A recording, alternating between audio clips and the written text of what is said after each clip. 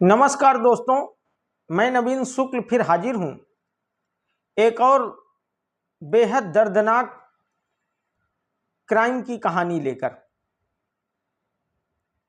दोस्तों, ये जो लोग इंस्टाग्राम, फेसबुक और ये सोशल मीडिया के तमाम प्लेटफार्मों से जो लड़के लड़कियां एक दूसरे से दोस्ती करते हैं, मिलते जुलते हैं और फिर शादी कर लेते हैं, न किसी के घर के बारे में, न किसी के पुरानी जिंदगी के बारे में, कौन कैसा है क्या है, किसी को कुछ पता नहीं रहता है मित्रों। और फिर ऐसे संबंधों का हश्र वही होता है जो आमतौर पर हर जगह सुनने को मिलता है। और एक ऐसी ही घटना मित्रों, बेहद दर्दनाक घटना हमारे जिले फतेहपुर में पिछले दिनों घटी, जहां एक बंद पड़ी फैक्ट्री में एक 24-25 साल की महिला की लाश जलते हुई मिली। मित्रों, पूरी घटना विस्तार से आपको बताऊं। कानपुर महाराजपुर थाना क्षेत्र के रसूलपुर पधारा की रहने वाली एक लड़की थी रेशमा। इसकी मां की मौत इसके बचपन में ही बीमारी के कारण हो गई थी। इसके बाद इसके पिता विनोद पासवान ने बेटी की अच्छी पढ़ाई लिखाई परवरिश के लिए उसे उसकी नानी के पास भेज दिया और उसका ननिहाल था फतेहपुर के जहानाबाद में। यहीं पर ननिहाल में ही रहकर रेशमा ने 12वीं तक की पढ़ाई की।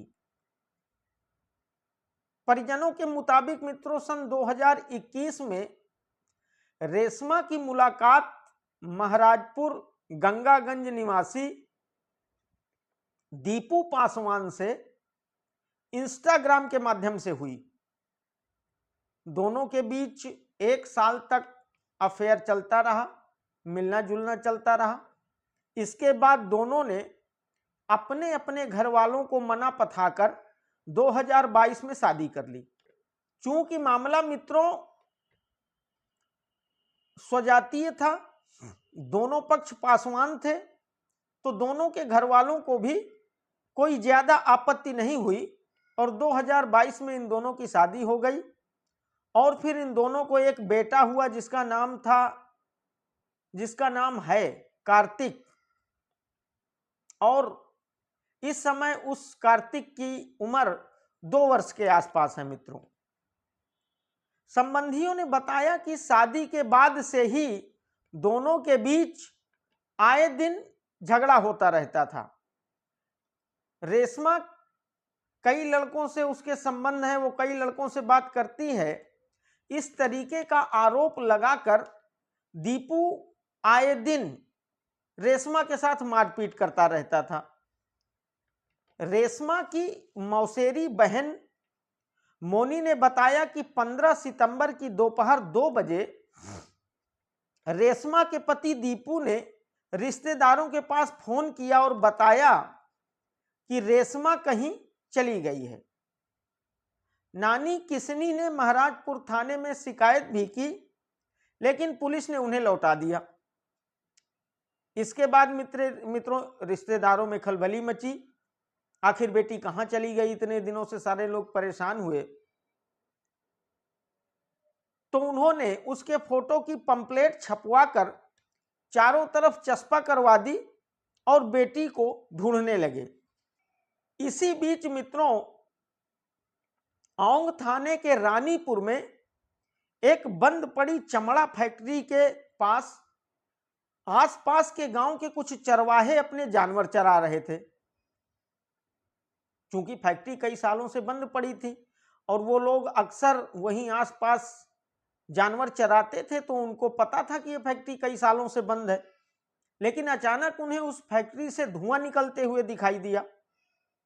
इसे देखकर मित्रों वो चरवाहे भागकर फैक्ट्री की तरफ गए और जब वहां जाके देखा तो उन्हें एक महिला की लाश वहां जलते हुए मिली। अब सारे भयभीत हो गए। फौरन वहां से भगे और किसी तरीके पुलिस को सूचित किया। सूचना मिलने के बाद खैर आनन फानन में मित्रों पुलिस वहां पहुंची और शव की आग बुझाकर शव को पोस्टमार्टम के लिए भेजा।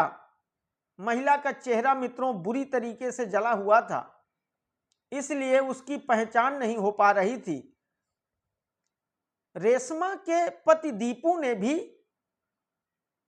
15 सितंबर को रेशमा की गुमशुदगी की रिपोर्ट दर्ज करवाई थी। दीपू को पहले से ही रेशमा के चरित्र पर शक था। उसने अपने एक पूर्व जिला पंचायत सदस्य जो उसके रिश्तेदार भी थे उन पर भी आरोप लगाया था और इन्हीं सब शकों के चलते दीपू ने अपने एक दोस्त सनी यादव पुत्र राजेंद्र निवासी सुमौली थाना महाराजपुर को सारी बातें बताई और उससे कहा कि ये चरित्र की ठीक नहीं है और फिर दोनों ने रेशमा को रास्ते से हटाने का प्लान बना लिया। मित्रों 15 सितंबर को दीपू रेशमा को बहाने से इस बंद पड़ी फैक्ट्री में लेकर आया। दीपू और सनी ने मिलकर इसी फैक्ट्री में रेशमा की गला दबाकर हत्या कर दी। हत्या तो कर दी मित्रों, लेकिन अब इसका सबूत मिटाना था, पहचान मिटानी थी। ये लोग तो उसको गुमशुदा दिखाना चाहते थे। तो फिर हत्या के बाद साक्ष्य मिटाने के आशय से इन दोनों लोगों ने पेट्रोल डालकर रेशमा की लाश को आग लगा दी और वही आग जो जल रही थी, जो धुआं उठ रहा था, वही शायद उन चरवाहों ने देखा और वो भाग कर गए। तब ये पूरी घटना खुली मित्रों। इन लोगों ने पुलिस को गुमराह करने के लिए 15 सितंबर को गुमशुदगी की रिपोर्ट दर्ज करवाई थी।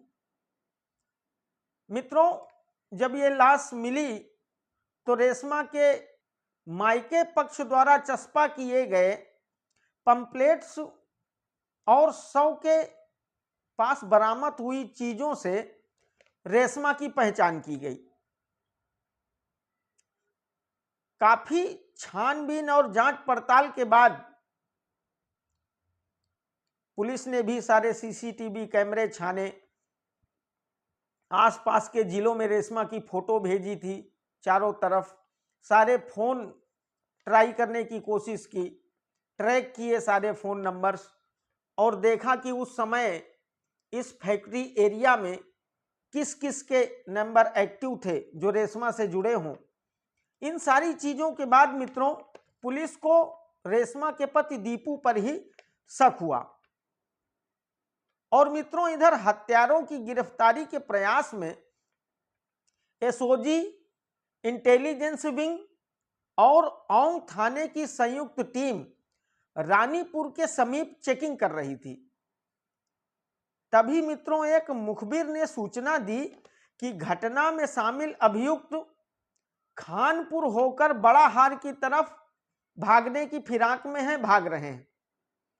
पुलिस ने मित्रों आनन फानन में वहां पहुंचकर अभियुक्तों को ललकारा तो दीपू और सनी मोटरसाइकिल से जो दोनों अभियुक्त भाग रहे थे, इन्होंने बचने के लिए अपनी मोटरसाइकिल को रोड से कच्चे रास्ते पर मोड़ दिया और भागने लगे।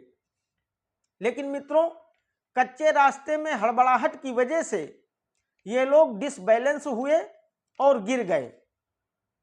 गिरने के बाद जब इन लोगों ने खुद को चारों तरफ से घिरते हुए देखा और देखा कि पुलिस ने चारों तरफ से घेर लिया है, तो इन्होंने पुलिस टीम पर ही फायर करना शुरू कर दिया।